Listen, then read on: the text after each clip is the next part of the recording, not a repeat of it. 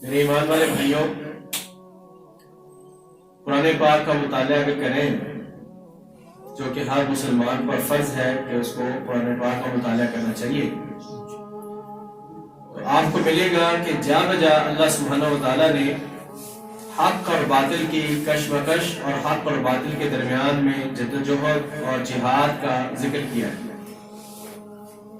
قوموں کا عروج و زوال ذکر کیا ہے، نہتوں کو اللہ نے جو خلافت دلائی ہے، ان کو حکومت دلائی ہے، اس کا تذکرہ کیا ہے۔ موسیٰ علیہ السلام کی صورت میں ایک قصہ اس صورت میں موجود ہے کہ کیسے اللہ نے نہتوں کو نکال کر ان کو کامیاب کر دیا، سرفراز کر دیا۔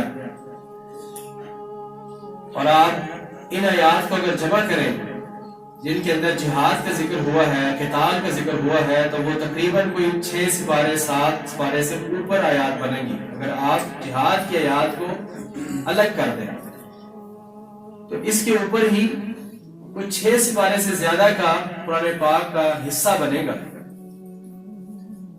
تو یہ کیسے ہو گیا کہ اسلام مکمل ہو گیا ہمارا کہ ہم اس کا تذکرہ ہی چھوڑ دیں، کہ جس کے اندر اتنی آیات ہے اور اتنا زیادہ کثرت سے ذکر ہے اور اتنی زیادہ تاکید ہے۔ تو دین اسلام کے اندر صرف یہ نمازیں نہیں ہیں کہ جو ہم پڑھ لیں اور ہم جنتی ہو جائیں، یہ صرف اس کے اندر زکاتیں نہیں ہیں، صدقہ و خیرات نہیں ہے، صرف حج اور عمرے نہیں ہیں۔ اگر کسی کو نیکی کا شوق آئے تو وہ صرف اور صرف نوافل پڑھا دے، صدقہ و خیرات پڑھا دے اور حج اور عمرے پڑھا دے تو یہ سمجھے کہ اس کا دین مکمل ہو گیا۔ میرے ایمان والے بھائیوں، ہمارے اوپر ایک بہت لازم چیز جہاد کی جب ضرورت پڑے، قتال کی جب ضرورت پڑے تو اس کے اندر عملی طور میں حصہ لینا لازم اور فرض ہے۔ اللہ سبحانہ و تعالیٰ نے یہ جو میں نے ابھی آیت پڑھی ہے، اس میں فرمایا وَمَا لَكُمْ لَا تُقَاتِلُونَ فِي سَبِيلِ اللَّهِ، تمہیں کیا ہو گیا ہے کہ تم اللہ کی راہ میں قتال کیوں نہیں کرتے؟ حالانکہ والمستضعفین من الرجال والنساء والولدان الذین لا یستطیعون، وہ بچے، وہ کمزور مرد اور وہ عورتیں اور بچے جو نہتے ہیں، جو زمین کے اوپر چلنے کی اور استطاعت، اپنے دفاع کی استطاعت نہیں رکھتے، یقولون ربنا اخرجنا من هذه القرية الظالم اهلها، وہ اپنے رب سے پکاریں کر رہے ہیں، فریادیں لگا رہے ہیں، یا اللہ اس بستی سے نکال دے ہمیں جس کے رہنے والے ظالم ہیں اور وہ ہمیں رہنے نہیں دیتے۔ تمہیں کیا ہو گیا ہے کہ تمہیں ان کی آوازیں تمہارے کانوں میں نہیں پڑتی اور تم قتال کیوں نہیں کرتے؟ تو کیا اب ایسے لوگ ختم ہو گئے؟ امن جو ہے وہ دنیا کے اندر قائم ہو گیا ہے کہ قتال اور جہاد کی ضرورت نہیں رہی؟ ہمیں اس لفظ سے ڈر کیوں آ رہا ہے؟ لڑنا تو دور کی بات ہے، قتال کرنا تو دور کی بات ہے، اس لفظ سے ہی ڈر آنا شروع ہو گیا ہے کہ لفظ جہاد اور قتال ہم نے بول دیا تو پتہ نہیں کیا ہو جائے گا۔ وہ تو جو بھی ہوگا، لیکن میرے بھائیوں، قرآن کی بات آواز نہ دب سکی ہے، نہ قیامت تک اس کو کوئی دبا سکے گا۔ کسی ظالم کا ظلم اور کسی عادل کا عدل، وہ عدل کے نام پر اس کو دبانے کی کوشش کرے یا اپنے ظلم کی زبان سے اس کو دبانے کی کوشش کرے، اس قرآن کی آواز کو کوئی دبا نہیں سکتا ہے۔ یہ قیامت تک زندہ و جاوید کتاب ہے اور اپنے ماننے والوں کو پکار رہی ہے، بلا رہی ہے۔ تو سب سے زیادہ یہ قتال اور جہاد لازم ہو جاتا ہے ان لوگوں کے اوپر کہ جن کے ایک حصہ اور جن کے ہمسائے میں ان کے مسلمان بھائی بہن اور بچے وہ یہ پکار لگا رہے ہوں اور وہ صدا لگا رہے ہوں اور وہ بلا رہے ہوں، تو ان لوگوں کے اوپر جہاد و قتال فرض ہو جاتا ہے۔ ہم اپنے 14 اگست کے اندر سلنسرز کو کھول دیں، جھنڈیاں لگا لیں اور نغمے اور ترانے لگا دیں اور رقص و سرود کی محفلیں جما لیں اور باہر نکل آئیں اور آزادی کے ڈنکے بجا دیں اور خوشیاں جو ہیں وہ خوشیوں کے جھنڈے لہرا دیں اور بھول جائیں کہ ہمارے ساتھ میں جو آزاد ہونے چاہتے تھے، جو آزاد ہونے چاہیے تھے، ہمارے کشمیری بہن بھائی، اور وہ اس طرح ظلم کی چکی میں پس رہے ہوں اور ہم سمجھے کہ ہماری آزادی مکمل ہو گئی ہے، تو افسوس ہے ایسی عقل پر کہ جن کو اپنے پڑوس میں اپنے پھرتے ماں بہن اور بیٹے وہ نظر نہیں آتے۔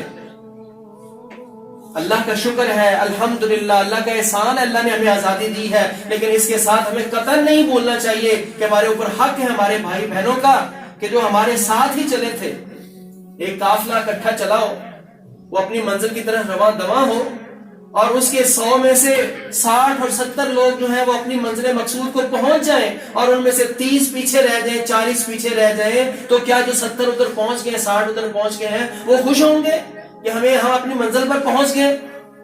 ان کو وہاں پر چھلانگیں لگانی چاہیے، ان کو وہاں پر جو ہے وہ شیطان کو خوش کر لینا چاہیے کہ ہم آزاد ہو گئے؟ یہ چیز ہے کہ وہ پریشان ہوں گے، وہاں پر جا کر اپنی منزل کو پا کر بھی پریشان ہوں گے کہ میرے بھائی پیچھے رہ گیا، میری بہن پیچھے رہ گئی، میری بیٹی پیچھے رہ گئی۔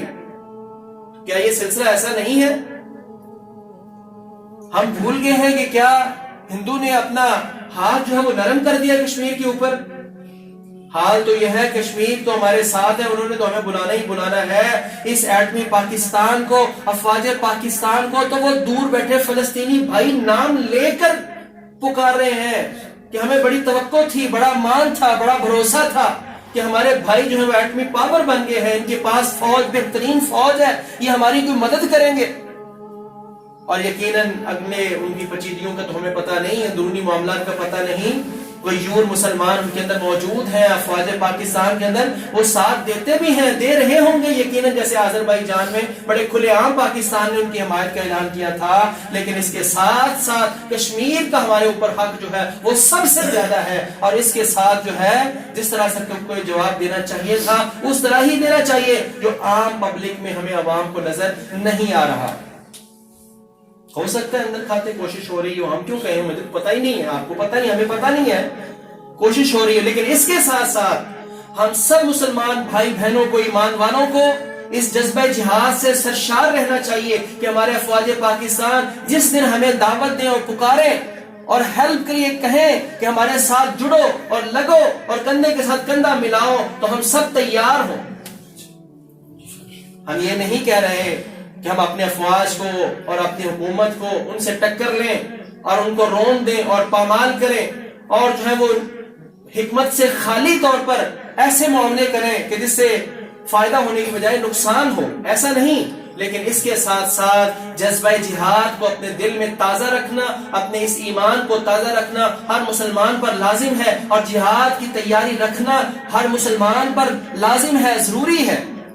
اللہ کا حکم ہے وَأَعِدُّوا لَهُم مَّا اسْتَطَعْتُم مِّن قُوَّةٍ وَبِالرِّبَاطِ الْخَيْرِ تُرْهِبُونَ بِهِ عَدُوَّ اللَّهِ وَعَدُوَّكُمْ، ان کافروں کے لیے تمہارے خلاف جو یلغار کرتے ہیں ان کے خلاف تم جہاد کی تیار رکھو۔ وَأَعِدُّوا لَهُم مَّا اسْتَطَعْتُم مِّن قُوَّةٍ، جتنی بھی تمہارے پاس استطاعت ہے، طاقت ہے، اپنی قوت کو تیار رکھو، اپنے آپ کو عسکری طور پر ایکوپڈ رکھو، اپنے آپ کو اسلحے کے ساتھ لیس رکھو، تیار رکھو۔ کیا ایسا ممکن ہے؟ کیا ہماری حکومتیں یہ سوچیں گی کہ ہم اپنے نوجوان نسل کو یہ بھی تربیت دیں؟ ہمیں کیوں ڈرا رہا ہے جبکہ ہمارا دشمن جو ہے اسرائیل جو ہے وہ ہمارا دشمن، ان کا کوئی بھی بچہ ڈگری ہولڈر نہیں ہو سکتا جب تک کہ وہ ساتھ عسکری تربیت نہ لے لیں۔ عسکری تربیت لینا ان کے اوپر لازم ہے، پھر جا کے وہ ڈگری ایوارڈڈ ہوتا ہے، پھر اس کو جا کے کوئی ڈگری ملتی ہے، اور اس کے مقابلے میں ہماری کیا تیاری ہے؟ ہم تو نام لینے سے ڈرتے ہیں، ہم تو کہتے ہیں کہ یہ نام ہی لیں گے تو پکڑے جائیں گے۔ پکڑے تو تب جائیں گے نا کہ جب اپنی من مرضیاں اور خلاف شریعت کام کریں گے، لیکن جب آپ اپنے افواج پاکستان کے ساتھ مل کر، اپنی افواج کے ساتھ مل کر ان کافروں کے خلاف یلغار کرنے کے لیے تیار ہیں، تو اللہ کے فضل و کرم سے کوئی پابندی نہیں ہوگی۔ تو اس لحاظ سے میرے بھائیوں، قرآن کے اس حکم کو لازم رکھیں، یاد رکھیں، یہ میرے لیے بھی ہے، آپ کے لیے بھی، سب کے لیے ہے۔ رسول اللہ صلی اللہ علیہ وسلم کا یہ ارشاد ہے کہ جو کوئی شخص اس حالت میں مر گیا کہ اس کی زندگی میں کبھی بھی یہ خواہش پیدا نہیں ہوئی کہ وہ اللہ کی راہ میں جہاد کرے یا قتال کرے، اس کے دل میں کبھی بھی خواہش پیدا نہیں ہوئی، تو وہ منافقت کے ایک شعبے پر مرا ہے۔ جس کے دل میں کبھی خیال نہیں آیا کہ میں بھی اللہ کی راہ میں نکلوں اور اللہ کی راہ میں نکل کر مظلوموں کی مدد کروں اور اعلاء کلمات اللہ کو بلند کروں اور اللہ کے دین کی نشر و اشاعت کروں، یہ تب ہوتا ہے کہ جب کافر اس دین کی دعوت کو روکیں گے تو ہم ان کے خلاف جہاد کریں گے، جب وہ دین کی، اسلام کی آواز کو دبائیں گے، پابندیاں لگائیں گے تو ان کے خلاف ہم اٹھیں گے. جب وہ ہمارے مسلمان بھائی بہنوں کو وہ ماریں گے تو ہم ان کے خلاف اٹھیں گے. اسلام امن کا پیغام دیتا ہے. جہاں کہیں بھی ظلم ہوگا اس ظلم کو جو ہے وہ کرش کر دیا جائے گا اور اس ظلم کو توڑ دیا جائے گا. ظلم کے اس ہاتھ کو اور بازو کو توڑ دیا جائے گا اور امن کو جو ہے وہ برپا کر دیا جائے گا. یہ اسلام کا پیغام ہے. جہاں کہیں بھی ظلم ہو رہا ہے اس ظلم کے خلاف آواز اٹھانا اور ہاتھ اٹھانا یہ عین امن ہے. لا يحب اللہ الجہر بالسوء من القول الا من ظلم. اللہ آوازوں کے بلند کو پسند نہیں فرماتے مگر جن کے اوپر ظلم کیا جائے. جب ظلم کیا جائے گا تو ان کے خلاف جو ہے وہ آواز بھی اٹھائی جائے گی، ان کے خلاف جو ہے وہ ہاتھ بھی اٹھایا جائے گا. اللہ سبحانہ وتعالی ایسے ایمان والوں سے محبت فرماتے ہیں. ان اللہ یحب الذین یقاتلون فی سبیلہ صفا کأنہم بنیان مرصوص. اللہ اپنے ایمان والوں سے ایسے لوگوں سے محبت فرماتے ہیں جو اس کی راہ میں قتال کرتے ہیں. صفا کأنہم بنیان مرصوص، صف باندھ کر سیف صاف پلائی دیوار ہو کر کافر کے خلاف قتال کرنے والے ایمان والوں سے اللہ محبت فرماتے ہیں. یہ کوئی کسی مولوی کا فتویٰ ہے، یہ کسی مولوی کی لائن ہے؟ یہ سورہ صف ہے، یہ قرآن کی آیت ہے. یہ اللہ نے کسی اور مخلوق کے لیے نہیں کہا، ہم مسلمانوں کے لیے کہا ہے.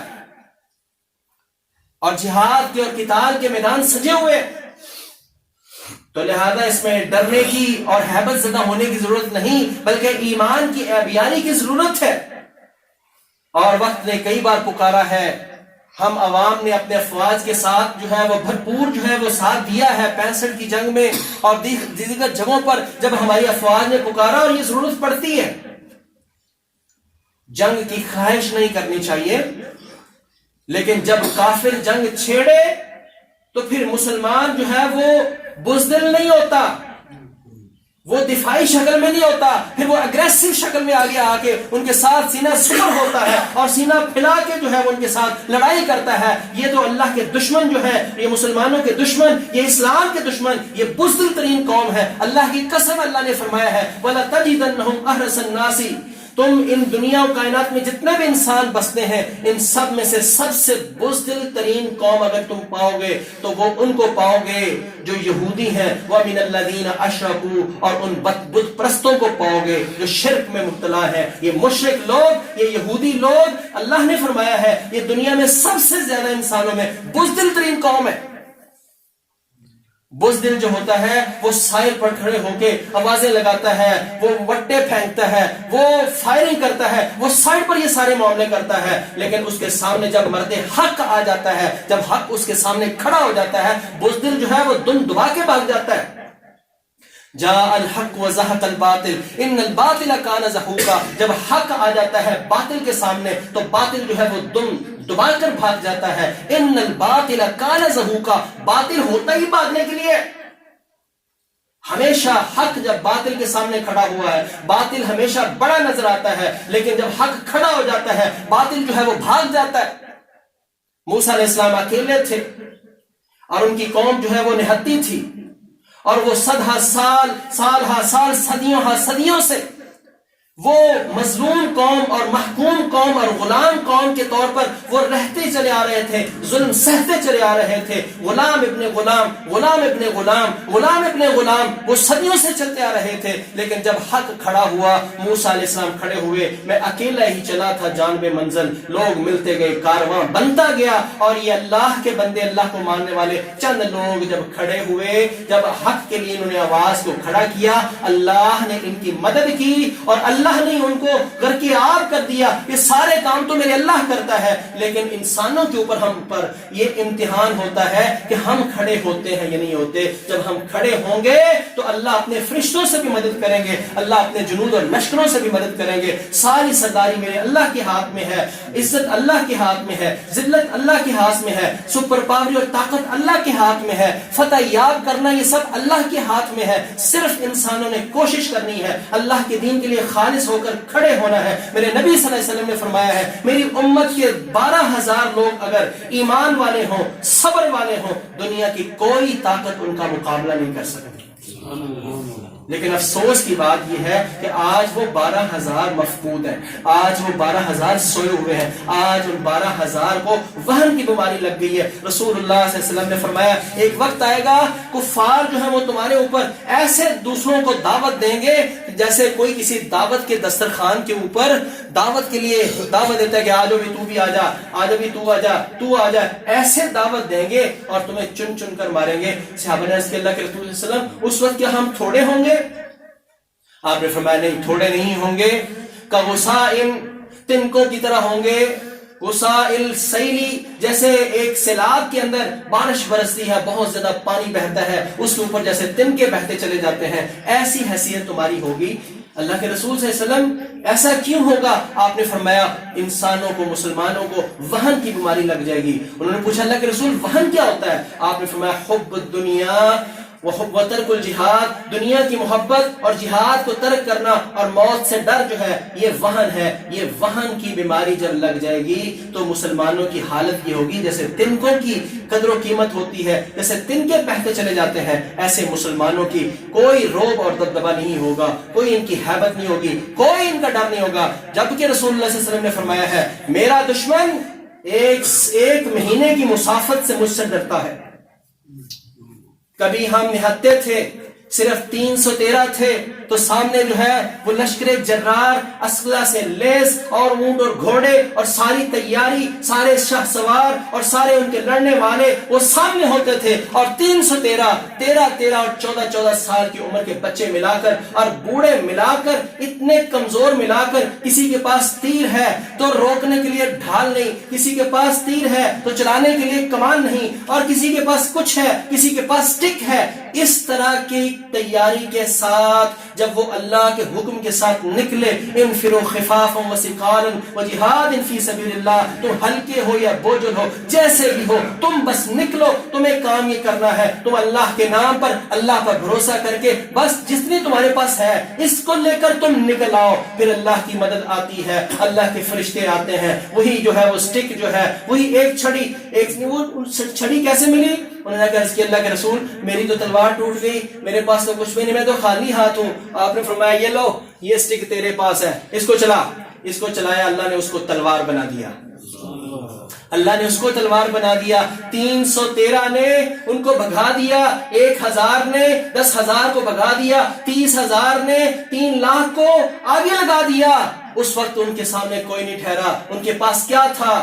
کیا ان کے پاس ترقی تھی؟ کوئی ٹیکنالوجی تھی؟ کوئی لمبی چوڑی ان کے پاس جو ہے وہ قوت تھی؟ نہیں، تھوڑے تھے۔ حق ہمیشہ تھوڑا ہوتا ہے لیکن ان کے ساتھ ان کا اللہ ہوتا ہے۔ لیکن مسئلہ یہ ہوا ہے آج وہن کی بیماری لگ گئی ہے، آج موت سے ڈر آنے شروع ہو گئے ہیں، آج ہمیں دنیا پسند ہے، ہماری معیشت ڈاؤن ہو جائے گی، ہمارے جو ہے وہ تعلقات جو ہیں وہ ختم ہو جائیں گے، ہم جو ہیں وہ اکیلے رہ جائیں گے، ہمیں تنہا، ہم دنیا میں تنہا رہ جائیں گے، ہمارا یہاں یہ بند ہو جائے گا، وہ بند ہو جائے گا۔ جب اس طرح کے خدشے ہوتے ہیں کہ دنیا کے معاملے میں ڈرتے ہیں، اللہ پر بھروسہ نہیں کرتے، تو پھر ایسی قوموں سے کوئی بھی نہیں ڈرتا۔ دنیا کا اصول ہے لوگ اس سے ڈرتے ہیں جو ڈراتا ہے، لوگ اس سے ڈرتے ہیں جو ڈرتا ہے، لوگ اس کو اور ڈراتے ہیں۔ جو ان خدشات میں گھرے ہوئے ہیں، لوگ ان خدشات میں اور ڈراتے ہیں۔ جب یہ اللہ کے شیر کھڑے ہو جائیں گے، اور یہ تو اللہ کی سنت ہے، یہ ہم نہیں کریں گے تو اللہ ضرور ایسا بندہ ضرور کھڑا کریں گے، وہ تو اللہ کا فضل ہے۔ اسلام جو ہے وہ غالب ہونے کے لیے آیا ہے، الاسلام یعلی ولا یعلی علیہ، اسلام غالب ہونے کے لیے آیا ہے، یہ کبھی بھی مغلوب ہونے کے لیے نہیں آیا۔ ہم نہیں کریں گے تو اللہ کسی سے کام لے لیں گے، لیکن یہ تو ہمارے اوپر جو ہے وہ لازم ہے، ہم سے سوال ہونا ہے کہ ہم اپنے حصے کی شمع جلا کے آئے ہیں یا نہیں آئے۔ اپنی بات کو کنکلوڈ کرتا ہوں میرے بھائیوں، ہم پر لازم ہے ہم اپنے کشمیری بھائی بہنوں کی مدد۔ تو ہم کیا کر سکتے ہیں اس صورت میں؟ ہم اکیلے نہتے لوگ، ہم عام لوگ کیا کر سکتے ہیں؟ ہم اپنے صبح و شام کے اوقات میں خاص دعاؤں میں اپنے بھائی اور بہنوں کے لیے خلوص دل سے دعا کر سکتے ہیں۔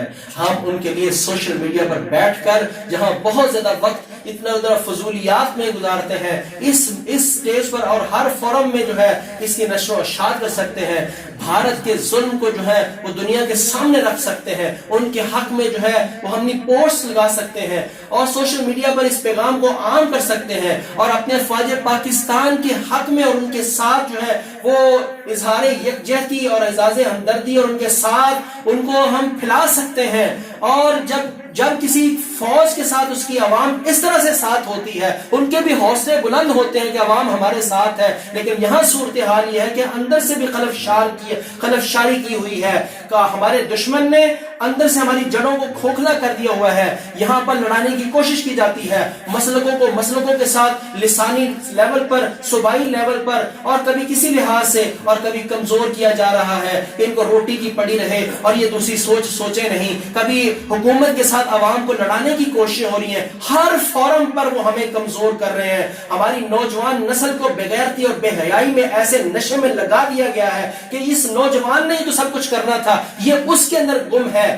یعنی کوئی فورم نہیں چھوڑا ہمارے دشمن نے جس پر وہ ہمارے ساتھ برسرے بیکار نہیں ہے. لیکن ہم ہیں کہ ہم غافل ہیں، ہم دیکھ نہیں رہے کہ ہمارے ساتھ ہو کیا رہا ہے. تو لہٰذا ہر فورم پر حق کی آواز کو بلند کرنا اور اپنے دل کے اندر جذبہ جہاد کو سرشار رکھنا. رسول اللہ صلی اللہ علیہ وسلم نے فرمایا کہ تم جب کسی تم منکر کو دیکھو، فمن رأى منکم منکرا فلیغیرہ بیدہ، ایک منکر کو دیکھو اپنے ہاتھ سے روکو. فإن لم یستطع فبلسانہ، اگر اس کی طاقت نہیں ہے تو اپنی زبان کو کھولو، اپنی زبان کے ساتھ اس کے خلاف بولو. فإن لم یستطع فبقلبہ، اگر اس کی بات تو تمہارے پاس طاقت نہیں اور سمجھتے ہو کہ مارے جاؤ گے، منہ سے لفظ نکالو گے، تو اپنے دل کے اندر جو ہے وہ جذبہ رکھو. تو لہذا یہاں ظلم ہو رہا ہے اور اس کے خلاف ہمیں اٹھنا ہے، بولنا ہے. سوشل میڈیا پر بولیں اور اپنے دل کے اندر جو ہے وہ ایمان کو جو ہے وہ جاری و ساری رکھیں. اور وقت پڑنے پر جو ہے ہم اپنے افواج کے ساتھ ہیں. اللہ کسی برے وقت سے ہمیں بچائے، لیکن دشمن تو وہ چڑھا ہوا ہے ہمارے سر کے اوپر.